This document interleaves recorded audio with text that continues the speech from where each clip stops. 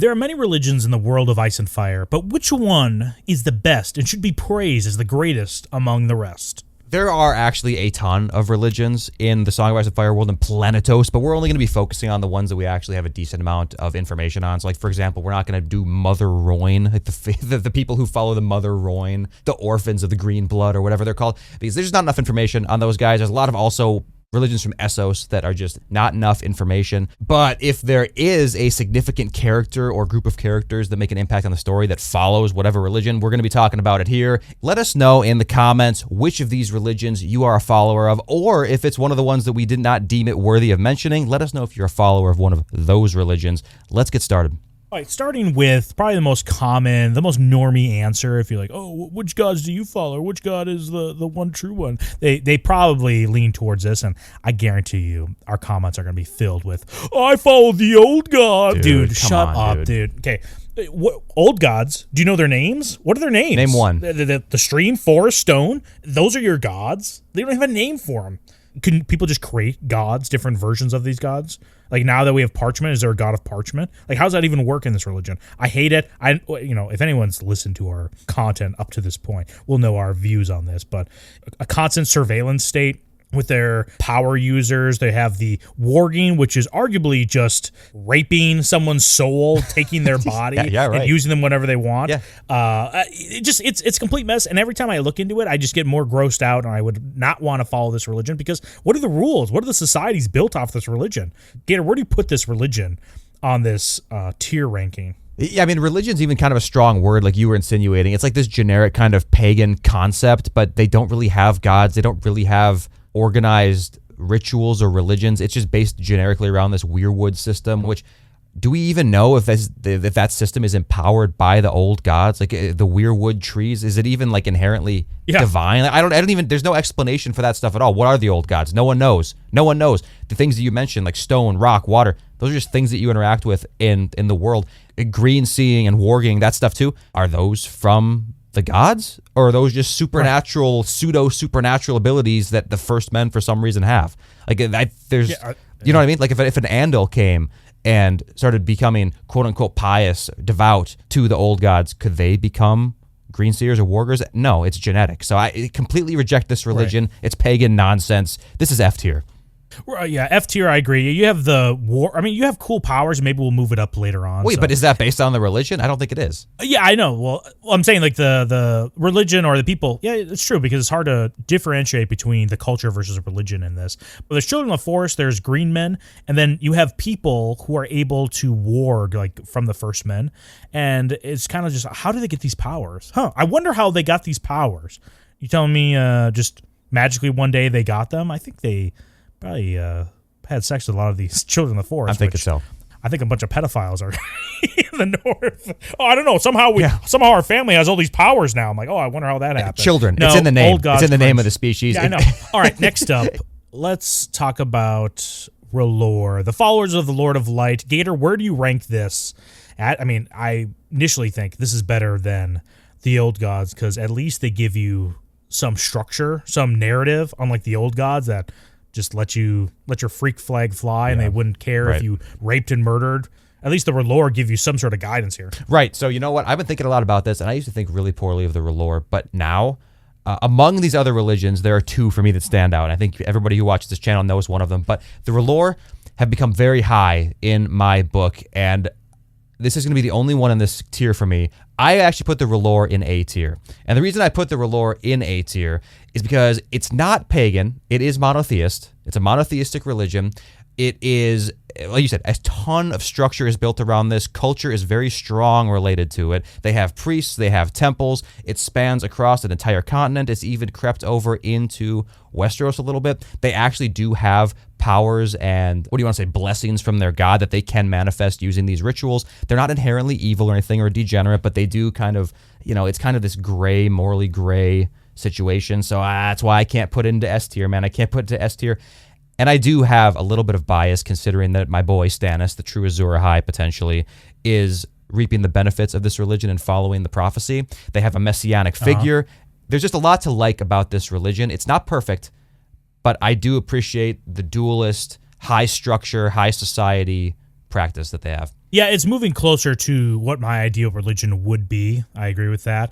But I see the followers, or at least people that are practicing it, and I'm not impressed, especially the high levels of them, like you said, with either the Red Woman, Thoros of Myr, and when they bring back Lady Stoneheart. If this is an avatar of your religion, I'm kind of suspect of what's happening further on. Like, we're fighting the Great Other, this ice, right? So this is in their religion. There's a battle between fire and ice going on right now. Yes. The Great Other, ice, death, right? Now you have Lady Stoneheart, who is literally the embodiment, it feels like, of the other, of this cold person who only wants to enforce death on people.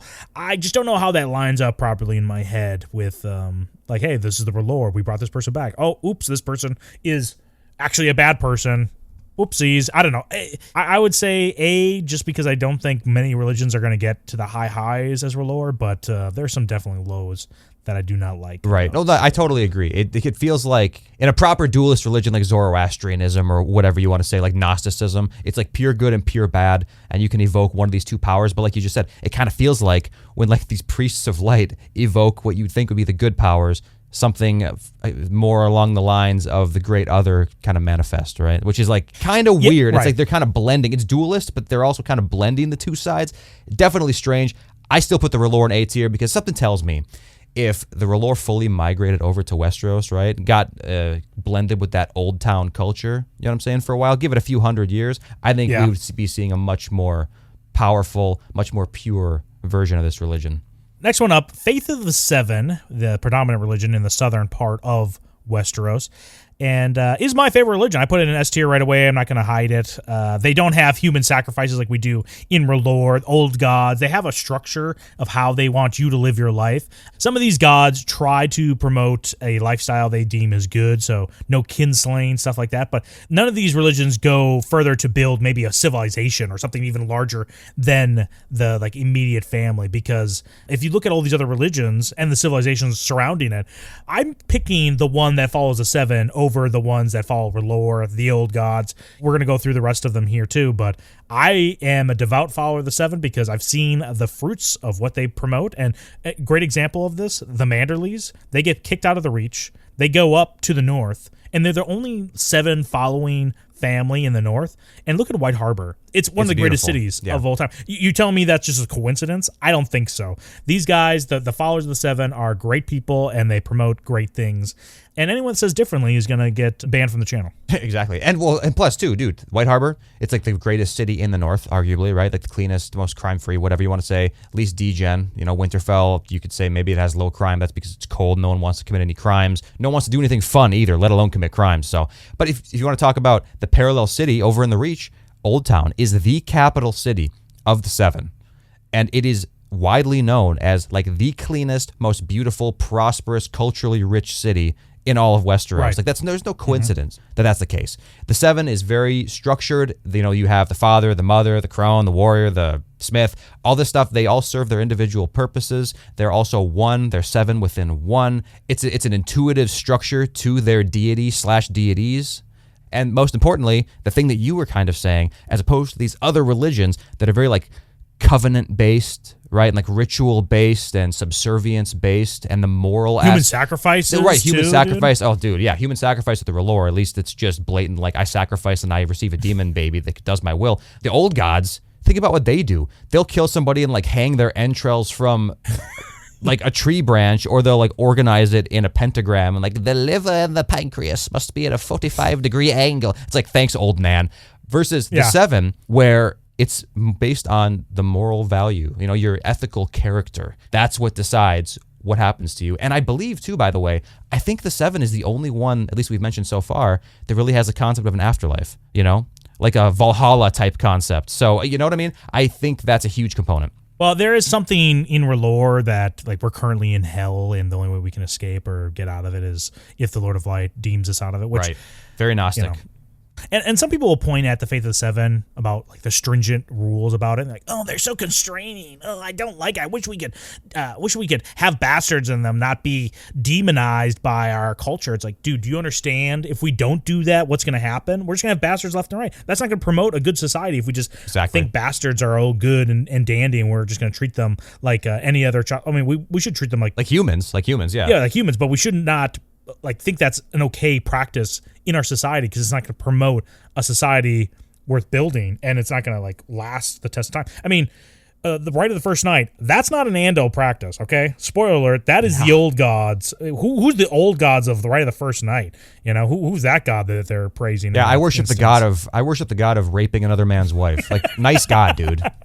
I'm one with nature. I rape people. Holy shit. It's funny enough, when Targaryens came over here, you know, in Aegon's conquest, they had their dragons. They were named after their gods, but they didn't try to force their religion on Westeros, and they didn't even really keep their own religion in their house. They fully adopted the Seven and made it their own, and even, you know, one of the most based, blessed people in all of Westerosi history is a Targaryen king, Baelor the Blessed. But look at what the Valyrians praised beforehand. We really know nothing about it other than that the Targaryens named their dragons after the gods of old Valyria, but clearly they were not shining upon them. They were not smiling How'd that upon work out their for people. Where do you rank the gods of old Valyria? Yeah, they're really low too. They're probably an F tier as well. I mean, arguably even lower than the old guys. We don't know. Well, you know what? I shouldn't say that. I might put these gods in D tier because old Valyria did have a like prosperous, actually technologically, culturally rich civilization, even though it was degen, and eventually it just got obliterated, so their gods couldn't save them from shit.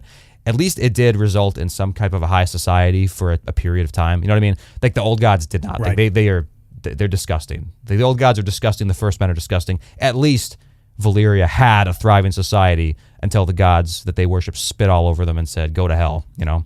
Right, I totally agree. And one god that I wish would do that to their people is the Ironborn, the Drowned god, who currently, if people don't know, there is a battle going on between the Drowned god, the god of the sea, and the god of the sky, and they're fighting. And I guess the Greyjoys or the Ironborn are on the front lines of this battle going on right now, which resulted in Naga dying. And is Naga a girl or a boy? I've always thought it was a girl, just based on the name, but that's the just gender of Naga. It doesn't really matter, but Naga's was killed in honor of the Drowned God. Drowned God, their mantra: what is dead may never die, but rise again harder and stronger. Okay, I like the first part of that. What is dead may never die. Like, hey, fact check, true. Yeah. Well, yeah, it's true. It's just true. Conceptually, that is true. But the idea of, hey, if I die, I'm going to live, like my spirit live on afterwards. But rise again, harder and stronger. What the hell does that mean? It's like a Morning Wood thing. I don't know, come dude. back? They're degens. Who knows? They don't even know what they were thinking when they made that. It sounds cool. It sounds cool, but you know how it is. It's led people to, like, I forget who it was. Who was it that led the rebellion in Greyjoy history where they died and then somebody else, like a few generations later, was born and they claimed to be a reincarnation of this guy who just walked out into the sea? Lodos the twice drowned, dude. That's who it was. Yeah, it was Lodos. Right. See, exactly. It's bullshit like that manifests, and then they just end up humiliating themselves again, which is fine. I don't care if the Ironborn humiliate themselves. They're gross. Take your salt wives and stay the hell away from the mainland, okay? That's all we need from you. The one thing I wonder is, like, this Drowned God and the Sky God, I wonder if there's a connection there between those two gods and, like, Durin God's Grief. Remember, you know, the story of the original? Yeah. I kind of wonder because I can only assume that any god that the Ironborn worship are hostile and terrible and hateful and smiting. Reminds me a lot of the Durin God's Grief story where these gods are just pieces of shit that one man had to rise to the occasion and defeat them, and he did so through pure construction, which is hilarious, which means these gods are not that powerful. Right. So I can't help but draw a connection there a little bit, but either way, these gods are pretty bad. Where do you rank these guys?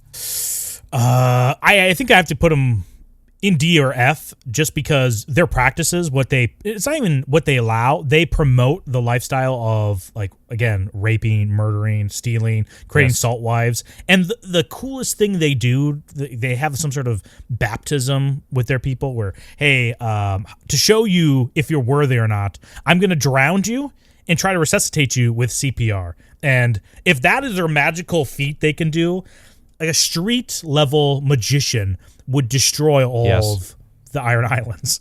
It's like like close-up magic would destroy these guys. They'd be like, what the fuck? Oh, you're the new god. Like, you tell me that's the magic of drowning someone and bringing them back to life with CPR is the way you can show your powers in this area? I think it's D tier, if not F tier. What do you think? Yeah, I mean, kind of cool they know CPR. I don't know. I mean, maybe it's more than I would expect of the Ironborn. But yeah, I think D tier as well. Definitely below. If it's D tier, it's below. It's below the Valyrian religion. If there was an E tier, that's where we'd put him, but no one puts E tier. Let's put the old Valyria up to C tier. That's not a bad idea. Yeah, you're right. D tier for Never forget Lodos, the twice drowned, who took counsel with the drowned god when Aegon came to conquer the Seven Kingdoms. I'll be right back, guys. Let me go talk to the drowned god real quick. He's supposed to be bringing a Kraken here. I don't know why it's not here, but I'll be right back. We'll talk about the Dothraki religion, which I don't know if that really has a name, but it's, we hear about it all the time, the Great Stallion, right? The stallion that'll mount the world. And they have some religious elements to their people, where they talk about when the Dothraki die, they'll be carried to the starry Khalasar, right? They'll ride in the Nightlands, right? There's there's a little bit of an afterlife to their thing. But their prophetic vision of the future is the biggest, baddest, murderous rapist in all of Westeros, all of Planetos, the stallion that mounts the world, that's just going to destroy everything. It's not really a great, probably, religion to follow by any means. And also they believe that Earth is sacred and you shouldn't defile it. So that's why they're not into farming. Major L on trying to build any sort of sustainable civilization. Also huge L because farming, when done the right way, is actually good for the land. So yeah, it's huge L. We don't want to touch the land, absolutely not, but we will touch everybody else's women for sure, and then kill the men. So yeah, right. There's no logic there. These guys are degens as well. They do have the afterlife, the messianic aspect, which I think is kind of cool. So it's not like the most mundane thing ever. Something like the old gods, right? It's not quite that bad. Probably D tier for these guys. All right, last but not least to a lot of people, the many-faced god, who is situated, or at least their big temple, the House of Black and White, is in Braavos, who they claim all of the gods are our gods. We are the many-faced god, which seems like a cop-out and kind of a lazy way to build a religion. How would you rank, or what do you think about the many-faced god? Yeah, again, very Gnostic religion. They kind of view that death is like an escape, right? It's like you're suffering, and then when you die, that's the end, and this is like the relief. So I'm not sure if they have an actual afterlife at all, or if they become kind of like reunited with the many-faced god or something. I think it's more like along the lines of that, where they like become an aspect of the many-faced god. So I don't know. I mean, it's probably better than, okay, well, let's just go through what it's better than. It's better than the old gods because it's like a monotheist, even if it's kind of like an asterisk, like, all the gods are secretly one. Yeah. But it's like, yeah, it's kind of a cop-out. It's better than the horse god because there isn't a king rapist that comes out with his giant horse cock and takes everybody to pound school. It's better than the drowned god because it's not based completely around very, very primitive, improperly done CPR and probably brain damage because this person hasn't been breathing for 5 minutes. Sea salt enema through the throat.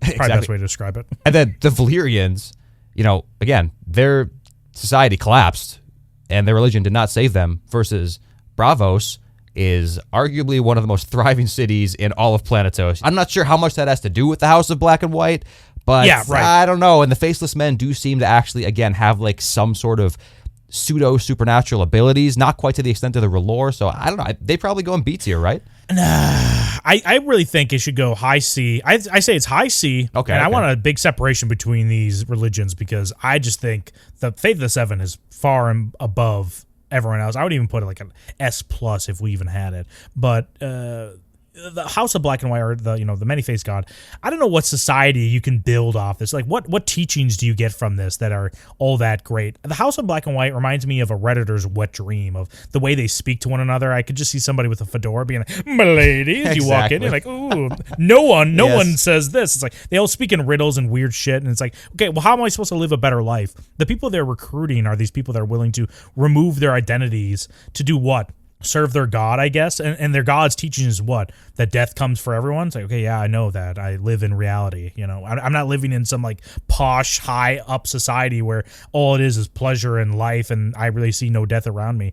Everywhere within the Song of Ice and Fire universe is just death is constantly around you. So I don't know. See, the only reason why I rank it so high or whatever is because of the kind of parameter you said earlier, where it's such a civilization impacting religion. Again, I don't know how direct that is, but Braavos is notoriously one of the richest places ever. They have these agents, like the Faceless Men, who go around and do ridiculous assassinations. I guarantee they're blackmailing everybody. All of Westeros is likely under the thumb of Braavos. So it's like, yeah, I don't like it. These might be my least favorite guys because I don't trust a single one of them. At least I know there's nothing going on upstairs when it comes to the First Men, the Iron Islanders. These guys, they're smart, they're conniving, their religion honestly scares the shit out of me, and they're rich and powerful as hell. So it's frightening, dude. I feel like it has to go decently. I'm okay with high C, by the way. I'm fine with that, but it can't go lower than that. Yeah, let's do high C. I'm going to do high C just because I want a good separation, because I just don't get a good narrative from this religion about how the life, like a better life for myself. What is it, just accepting death? That's the only thing. Just it seems like a good therapy session, not really a religion to promote, a better lifestyle. What do they think about kinslaying for the many-faced god? Yeah, good Would they question. would they just take everyone's 2 cents about it? Well, it's like when you follow every religion, you follow no religion, right? That's where I think about the many-faced god. Wow, that was so cool. That was so deep. That's why I love doing YouTube with you, Don Boy. This is so great. Valor Magullis, Gator. Valor de Harris. Hey, thanks for watching this video. Be sure to subscribe if you want to see more content like this, and smash that like button. Or not. We don't care.